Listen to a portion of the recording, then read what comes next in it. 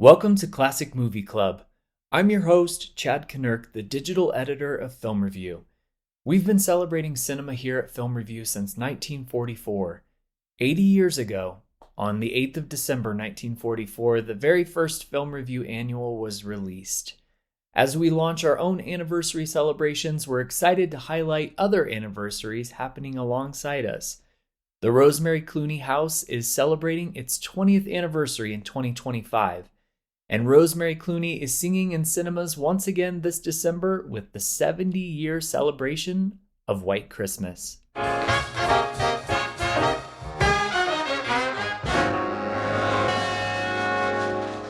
Located at 106 Riverside Drive on the banks of the Ohio River in historical Augusta, Kentucky, the Rosemary Clooney House is a nonprofit foundation focused on preserving the house that Rosemary called home for 20 years, as well as sharing Rosemary's legacy with fans old and new through extensive memorabilia from her life and career. The home was a sanctuary and retreat between gigs for Rosemary, who was born in nearby Maysville, Kentucky. The museum's origins trace back to 1999, when today's guest, Heather French Henry, was crowned Miss America 2000. She was the first Miss Kentucky to win the crown, and her second call that night was from another hometown Kentucky girl, Rosemary Clooney.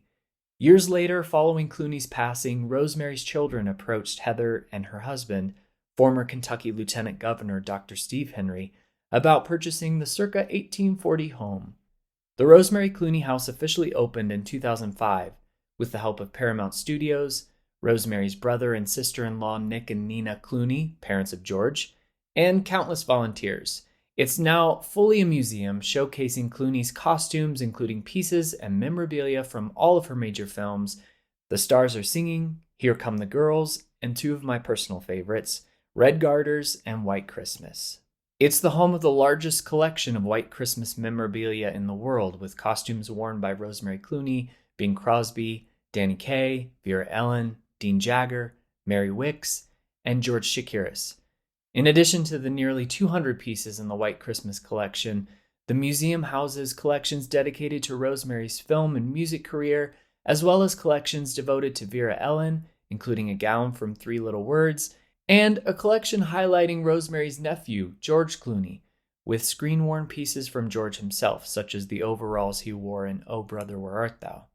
For all of us dreaming of a white Christmas, here's a closer look at the perennial favorite that's touched many hearts across multiple generations. In 2025, the Rosemary Clooney House is going to be celebrating 20 years. The journey behind the museum and where the collection is today is a fascinating one. And it really goes back to 1999 and the moment that you were crowned Miss America, right? You know, that was a pretty pivotal year in a lot of ways, certainly. And to be the first Miss Kentucky to win Miss America was phenomenal.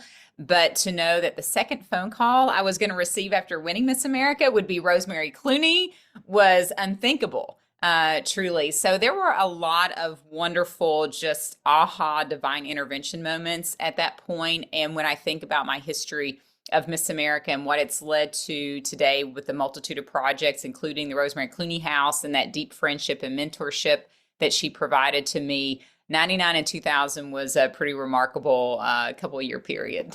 Yeah. Didn't Rosemary also sing on a Miss America album at one point?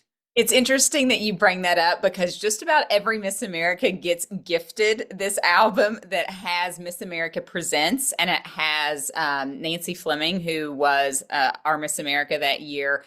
And it's this beautiful illustration of her, and Rosemary Clooney is the top charted song, and it's Tenderly on that album. So I have several copies.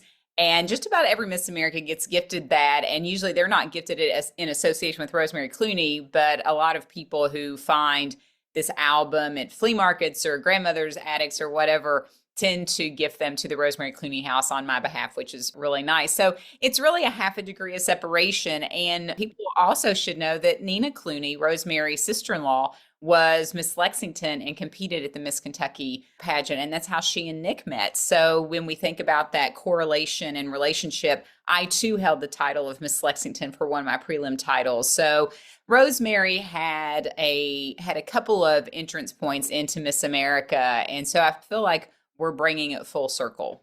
Yeah, it almost feels like Providence or Kismet, something in the air, right? Um, I know, yeah.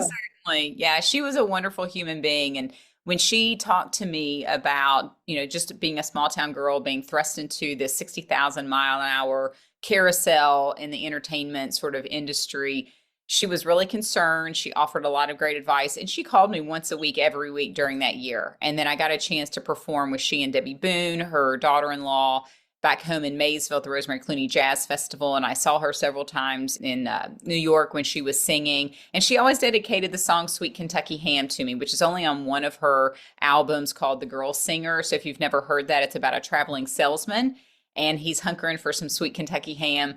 It's just an interesting set of correlations, certainly. And my year was phenomenal, but that connection with Rosemary, knowing that we were both from the same area, I grew up with the Clooney family, but I had just not met her yet. That Miss America connection to me just made it all the sweeter.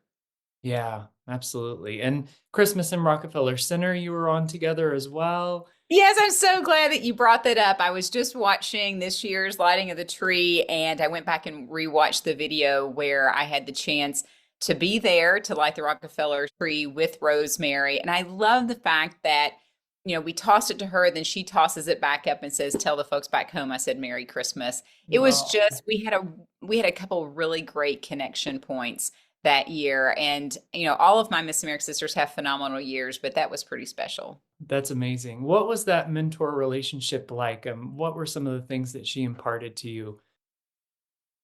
Her first priority to impart to me, as far as her wisdom, was to never forget where I came from. Rosemary is Kentucky's favorite daughter. She never forgot Augusta and Maysville and even Cincinnati, across the pond, as we say, right there in the tri-state area, knowing that she, co-starred in movies with Vera Ellen and George Chakiris, who are both from Norwood, Ohio. So there was a lot of tri-state energy there. But she always came home. She performed at the governor's mansion even before my husband and I actually got married. When he was in his first administration of being lieutenant governor, she did a jazz series there at the governor's mansion in Frankfurt. And so she wanted to make sure that being Miss America didn't send me too far away from where I came from. For my roots of competing in county fairs or riding my bicycle down the small streets of Augusta, which is 1,400 people if you count the cats and the dogs, and then Maysville. That was her first priority. Second priority was to make sure that I was staying safe, that contractually I was paying attention to all the details and contracts and performances. One of the offers that she sent my way, which I did not take because you're going so fast during that year. You're Mm, literally every 18 to 24 hours, I was in a different city and state, either wow. performing or speaking. And so it's hard to prepare. You're preparing for like the day ahead of I'm testifying in front of Congress and Senate on veterans legislation. So, but I did get a chance to perform at Carnegie Hall and several other wonderful facilities around the country, which were few and far between. But she always asked if I wanted to borrow her charts Mm, music. And I don't know that I really, at 24 and just going 60,000 miles an hour, really understood what that meant. mm. Of course, a few years later, you're kicking yourself, right? And going, why didn't I take up that offer? And truly, there just wouldn't have been time to coordinate all of that. Even going into the Carnegie Hall performance, I was there with Walter Cronkite and Charles Osgood, and we were doing a narrative piece together. And then I sang, and a lot of those things were orchestrated for me. So I didn't get a chance to Mhm. create those moments. But I will say, if I had a chance to go back and redo something, that probably would have been a redo, certainly for me. But, all of the other pieces of information that she imparted to me were really based on the industry. And then she would just call to ask how I was, which was really great. She knew how tired it was being in that kind of strenuous, just constant activity, rolling and having to smile and wave. And then by the end of the night, there you are alone in the hotel room, just like the song Sweet Kentucky Ham talks about. Yeah. You wind Yeah. up trying to make phone calls. No one's home. Speaking of homes, how did 106 Riverside Drive come into your life? So, Rosemary Clooney House is a special project. It's one of those projects that has a life of its own, and we're just running to keep up. Truthfully, Rosemary knew that I always wanted a home back in Augusta and Maysville in that area. My parents were still in the area, as were cousins and whatnot. And so when she passed away, Monsita, her eldest daughter, offered us the house for sale. And immediately we jumped on that, thinking it was actually going to be a second home. It is beautifully nestled and situated right on Riverside Drive on the Ohio River. There's only one little street that separates you from the riverbank and the beautiful Ohio River. It's just glorious. And Rosemary used to love to sit at the window and watch the river and the cars go by. That was one of her favorite pastimes when she was home. And I really wanted that same peaceful moment. I left an ambitious, crazy year of Miss America and went right into equally another ambitious career in state government, with my husband being lieutenant governor in SEC administration. And it was just hitting the ground running with everything that we were doing. And I really wanted a place of peace. I knew that Louisville and Frankfort were going to be places we called home, but Augusta was always going to be something that was special for me. So we bought the house, and one thing led to the next. I had performed in a show a month prior to buying the house where the director wanted me in a white Christmas-esque Rosemary dress. I called my friends at Paramount, asked if they had anything of Edith Head's notes, her sketches, because the VHS tape at the time did not give us tons of details construction wise. It just didn't have the clarity that, DVDs offer today, certainly. And they didn't have anything. That was their aha moment. They didn't know at the time where anything was. And that's not unlike the studios at the time. A lot of studios had sold off thousands of pieces of their lots to make room in their studios because they were still filming there on the lots. And they're landlocked, no doubt, in Hollywood. When they realized they didn't have anything, I just went about my own way. My mother, who's a professional seamstress, had worked on movie companies, had actually made the dress for me. But a month later, we buy the house. And I called back our contact at Paramount and said, hey, we just bought Rosemary's house. Did you ever find anything? And they had actually started unboxing and going through closets and doing a deep dive into every dark corner, think of Paramount Studio. And they actually found the Sisters fans. Wow. That was the first item that they loaned us for the house. And even then we thought, this is going to be one of those houses. It's historical in nature anyway. It's an original piece of architecture there in Augusta. My great-grandfather founded Augusta in 1796, so I knew there was history with me already there. I thought, oh, we'll have the house open during the holidays. We'll show this beautiful fan, and we'll just have holiday parties. Well, one thing led to the next, and then all of a sudden we have a few more pieces, like from the cast party scene, from Mary Wicks, from Vera Ellen. We purchased Rosemary's green velvet dress. And then when the universe understands that you're collecting items from White Christmas, collectors come out of the woodwork. And now we have cataloged 177 pieces alone from just White Christmas. And we also have other pieces from Rosemary's 4 other movies that she did as well. She did 5 in her lifetime. So the house has now become a 100% museum. We do not sleep there. There are we have bedrooms situated that actually show, I've got a Miss America room. That's where we would stay when we were renovating the house, but we have Rosemary's bedroom as it was when she lived there. So people, when they come and tour, they're not just coming to tour the White Christmas collection, but they're actually coming and touring her house. And they're able to see other items from her movie career and her music career. Red Garters is one of my favorite movie musicals. So I'm so happy that you have some pieces from that. I am so delighted you brought up Red Garters. It's having, again, in the universe that is in the entertainment industry, right? It's having this wonderful resurgence because there are items that are now coming to the surface that, as you know, in a 20-year history, it's feast or famine bringing these collections back together. They've traveled to the 4 corners of the earth. We've gotten items from Scotland, Australia, Cleveland, Ohio. It's just, you never know where these items are going to come from. But Red Garters, there seems to be a lot that's populating to the surface, which is great because for years we only had a few pieces in that collection. And now we've gone from a few to probably 10. And even in items where press passes, advertisements, sheet music, which I had not really seen before in my investigative searching out there. And now things like that are coming up to the surface. And Red Garter's Edith Head designed those costumes as well. So not only is it important for Rosemary, but for the cinematic history of costume design and its evolution. And Edith Head, who is arguably the most important costume designer in history, that's an important part of her collection as well. So I love the music. It's the quirkiest comedy musical, but it's wonderful. So thank you for bringing that up. Yeah, absolutely.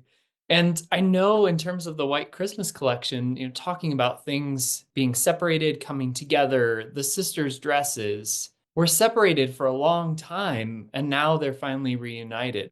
The sisters' dresses have an interesting journey. And for most people, when they come into the museum, that's their first question is, how did you find these? And how did you bring them back together? So we have a lot of friends who also help and keep their tentacles out in the world. And we do searches every single day because you just never know when things are going to pop up. We had connected with a collector in Texas who had Vera Ellen's sister's dress. And then we actually found Rosemary's dress on eBay under vintage 50s party dress. Wow. Still not inexpensive, but not as expensive as Vera Ellen's. The interesting thing about their journey is the condition with which they arrive to you in. Vera's had possibly been used for another movie, although must not have been an extraordinary movie because we can't find where it had been used, but it had been cut off into a strapless sweetheart neckline dress. So it was missing literally its sleeves and its chest and the neck area, but the skirt was in great condition. Rosemary's, the top was in great condition, but was quite faded. It had been in a store window. The skirt was devastated. There were pieces missing as far as like a layer. Some of the sequins had been missing. It just was devastated. They both had their issues. And so when we talk about curating collections, we oftentimes have to think about preservation. Are we going to be able to restore pieces to their former glory or as close as you can get them to their former glory?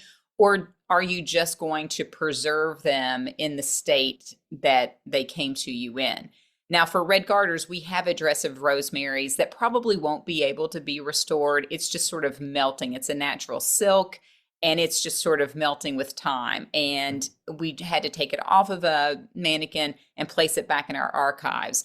The sisters' dresses were in a condition and state that they could be restored to a degree. So we sent those to Paramount, and Betsy Potter, who's a costume designer for Paramount, and she is phenomenal. She actually took about 3 years in total to restore both of the dresses. She did an enormous amount of work on Rosemary's skirt. And then for Vera Ellen, she hand crocheted the lace that matches the original lace. Wow. Then dyed it and aged it to match the original lace. So when you see them in person, you will not be able to tell that we had to recreate the sleeves and the chest to match the bodice. I mean, the bodice part piece is original, but she did such an amazing job restoring that. So 3 years total in restoration work. Yes, eBay in Texas. So the journey of those two pieces is pretty significant. Yeah. And how cool that you have Paramount actually restoring them, right? Paramount has been a wonderful partner and the people within Paramount. So like Betsy, she's very passionate about just the preservation of cinematic history, and Randall Thropp and others who have been able to really understand the true mission. And it's hard for the studios. The studios over the past few decades have lost an enormous amount of treasures, but they too are now on board with trying to regain some of their former historical items. In fact, Randall has had to be a part of being able to collect some of that costume preservation history within Paramount. So he is in charge of those collections there. And we've visited him and seen the warehouse that they've been able to create and some of the items they've been able to save. In fact, one of our movies, Here Come the Girls, that Rosemary did with Arlene Dahl, Tony Martin, and Bob Hope, they actually have been able to find several pieces from that movie. And we too have several pieces, certainly, that we've been able to collect from private collectors. So it's just nice to know that there is a partner in the studio space that understands not just the monetary worth of these pieces, but just the nostalgic worth of these pieces. Yeah. And speaking of some of these pieces, you have some with you. I'd love to hear about those too. As I said before, it's feast or famine in the collection of these pieces. So when we talk about movies and collections, a lot of people only talk about the stars, those who are in the foreground of the movie. But you also have to think about the background. What's going on back there? The chorus people, the extras, where are those costumes? In one of the scenes that we call the Mandy scene, where they're singing the song Mandy, and you've got Vera Ellen in this glorious white beaded costume that has the white train, and she's got the red gloves. And we actually have that costume at the Rosemary Clooney House. But behind her are a significant number of dancers and extras. We, for many years, only had one of the chorus girl costumes, and it came to us from a collector overseas. And that costume comprises of, you've got a bodysuit, you've got a bustle that goes on the back, and you also have a headpiece and gloves. So there are 4 pieces within that costume. We actually now have pieces from all of those chorus girls. But for years, we only had one, and it was comprised of 2 different chorus girls, Betty Udy and Helen McAllister. So this particular set, actually, the Paramount tags inside of it are so vague that we're not quite sure which chorus girls they belong to. But we do know that 3 of the costumes that are like this were used in the Elvis Presley movie Roustabout. So they were repurposed to a degree. This is our newest acquisition that we've been able to get, but we've grown from 1 to 7 of these pieces. And so we have a few more that we'd like to try to get, but they've all come from different places, which is crazy. Yeah. So somewhere in someone's attic or in a warehouse there in LA or some collector around the world, they've got the additional pieces. And when you watch White Christmas, there's another piece from Holiday Inn that actually is seen over 12 times in the background of the movie. It's not worn, but it's used as a prop.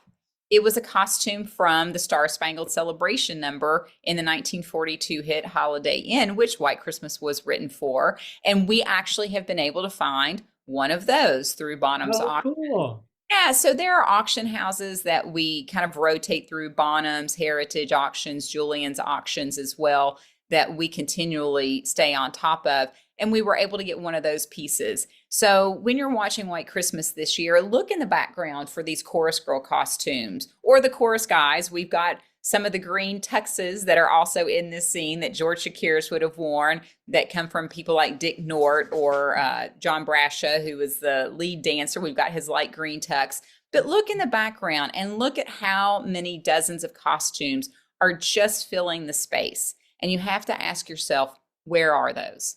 And that's my job, is to find those. Speaking of George Chakiris, I mean, you've had some incredible visitors come to the house, including George. What was that moment like for you? George Chakiris was celebrating his 50th anniversary of his Academy Award for West Side Story, and we capitalized on him wanting to tour the country for that, and we brought him into Rosemary Clooney's house so that he could help us dedicate his costume from the Love You Didn't Do Right By Me number.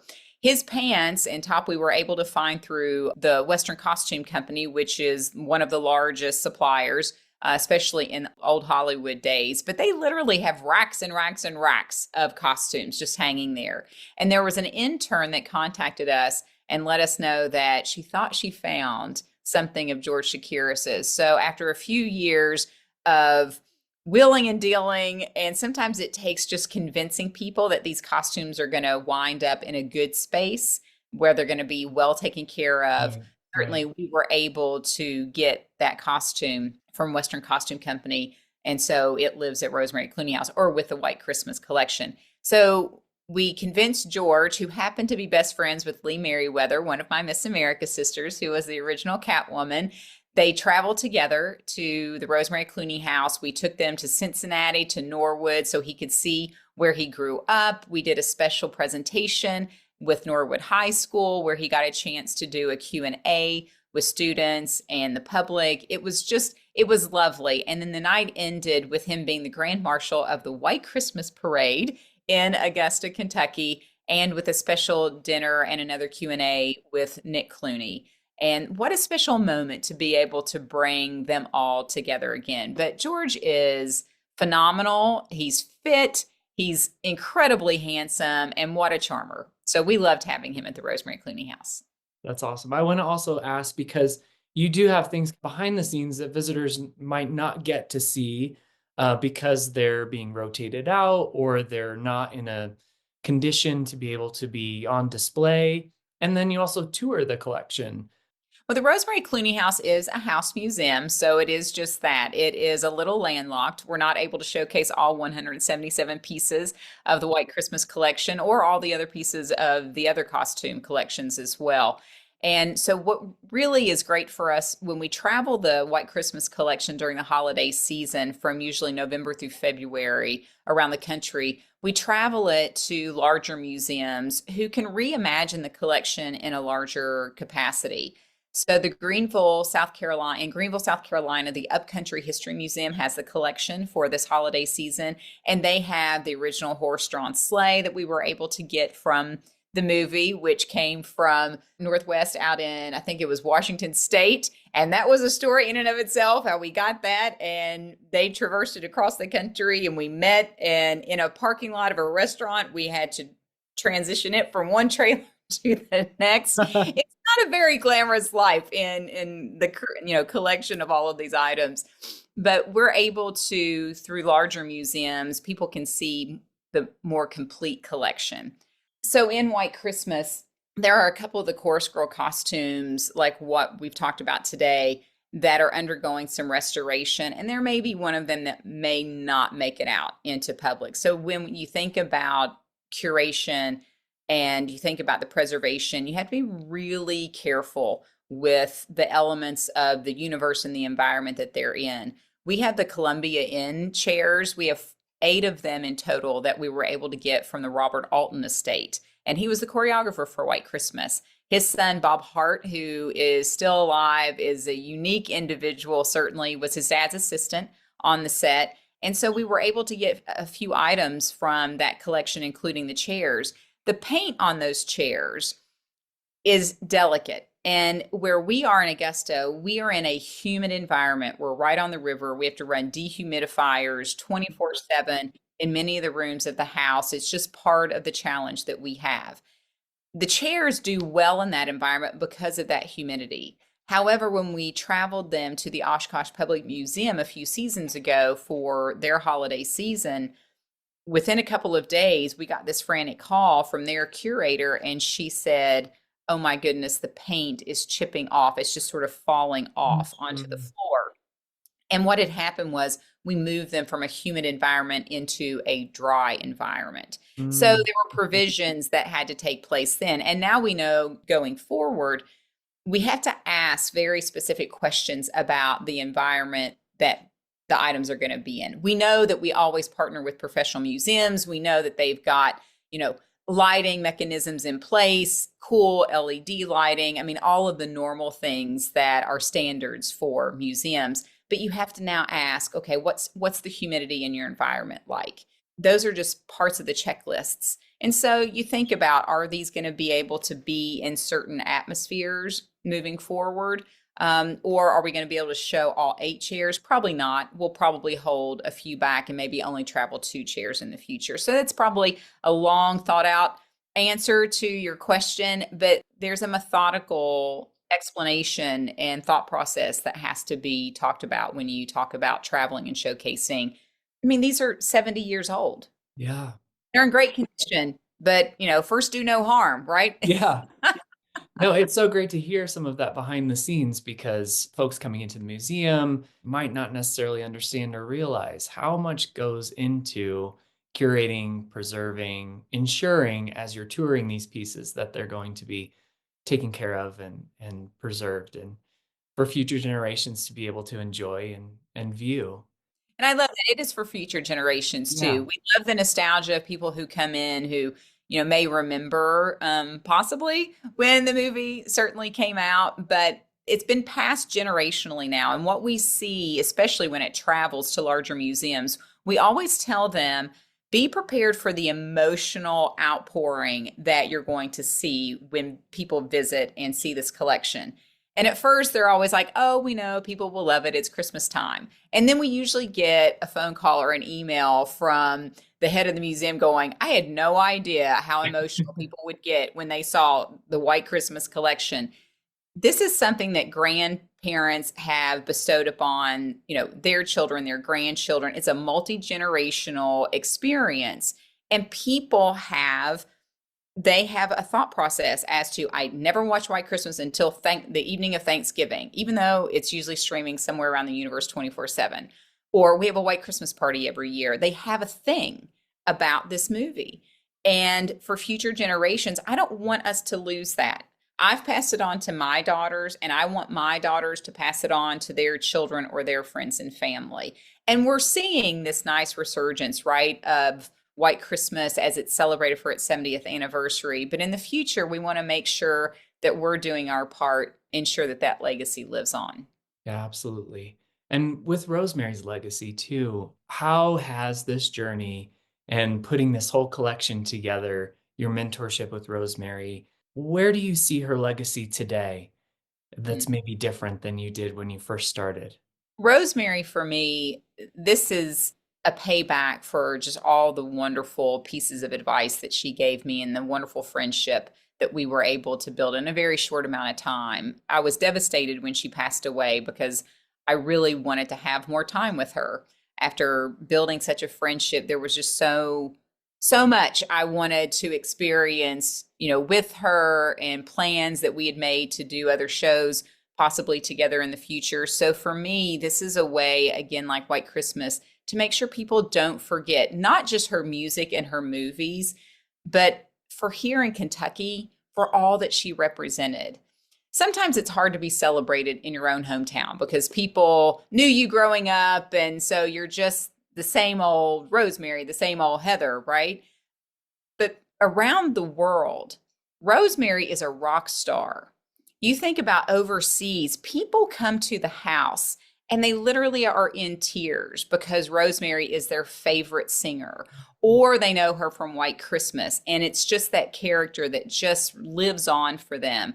Rosemary is an international star, and I want to make sure that that glitter doesn't fade for her. She had an iconic voice that has transcended time and generations, and I'm proud that when my girls, if we're out somewhere and they hear a song like Tenderly Come On, they know her voice immediately.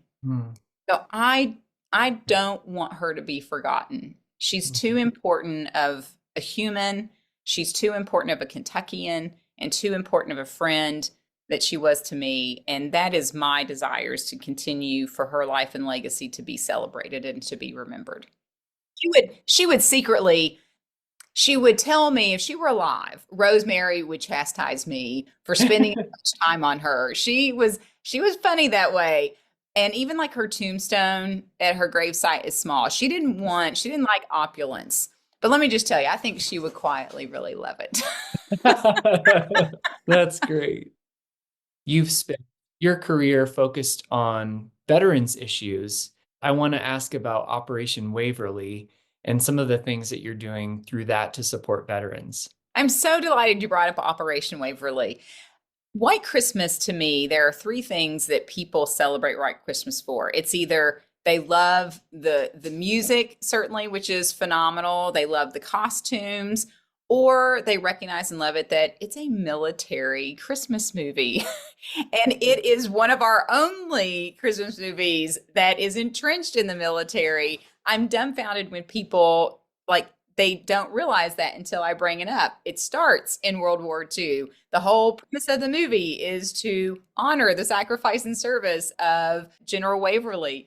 And so for years, I have been wanting to connect a veteran-specific project to White Christmas because that was my platform as Miss America.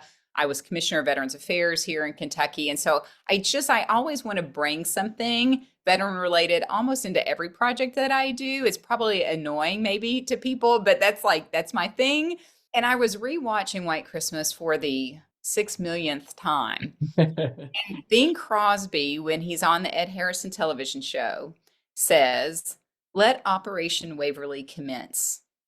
Mm, And it was my epiphany moment. I went, "Are you kidding me? I've been watching this movie for so long, and I've just now realized that he gave it to me." mm, So every museum that hosts the White Christmas collection, we now partner them with a local veteran service organization or veteran related project where they can utilize the popularity of the exhibit to either raise funds or, in a lot of cases, raise product.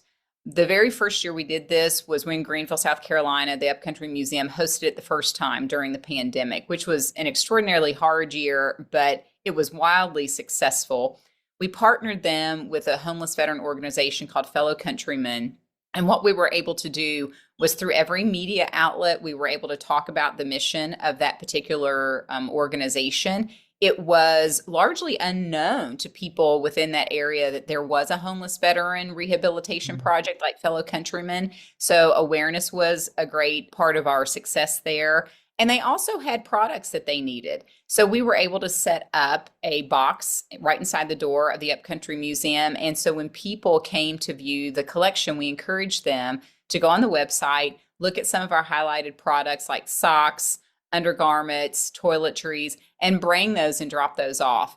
It was so wildly popular, and I just cannot even tell you how many times they had to keep redelivering loads of boxes to that particular organization. And we're really proud that we're leaving a lasting legacy. I want to make sure that this isn't just something that's glorifying the collection and yesteryear, but it's actually paying it forward. So to me, being able to connect people to veterans locally, that means that after this collection leaves those institutions, you've built a bridge that will last forever within that community. So it's that lasting impression. That was my goal, and we've been pretty successful at that so far. that's awesome. Heather, thank you so much for your time. It's been such a treat and pleasure to chat with you. Excellent. And don't forget, you can always go to rosemaryclooney.org to view more about our collections and see the traveling dates for future collections as well. Happy holidays. Yes, happy holidays to you. Don't forget to watch White Christmas. That's right. It'll be in theaters this year, which is exciting. It is. I'm so excited. It's always great to see it on the big screen. So thank you for your time and making sure that the life and legacy of these wonderful movies and careers live on. The unforgettable Rosemary Clooney. Audiences are in for a real gift this holiday season as Fathom Events brings back the Yuletide musical White Christmas for the conclusion of Fathom's Big Screen Classics 2024 series. Restored and remastered in 4K, the film returns to theaters across the U.S. on December 15th, 16th, and 17th. Audiences are welcomed at each screening with an exclusive introduction by the legendary film historian, the one and only Leonard Maltin. And for all of our friends in the UK, check your local listings, because White Christmas is also being released in select cinemas near you. To give us some further insight into Fathom's celebratory screenings, let's welcome Corinne Zinkavicius, the Director of Marketing at Fathom Events. Many of us weren't around when these films were originally released. So it's a great opportunity for you to go and experience the magic of a classic movie on a big screen with your community without distractions. How is Fathom Events celebrating the 70th anniversary of White Christmas? We're just so excited to partner with Paramount, bring this to the masses. As you said, people really weren't around when it first came out, and there's nothing like seeing it on the big screen and, like you said, with your community, which is really what Fathom loves to do, is bring people together. So we have the film coming back to theaters on the 15th, 16th, and then we added an additional date on the 17th because the demand is so high. So we are currently outpacing all of our other traditional Christmas titles from our repertory. So going into this season, It's a Wonderful Life, which we did a couple of years ago, and this is outpacing it. So we're very, very excited.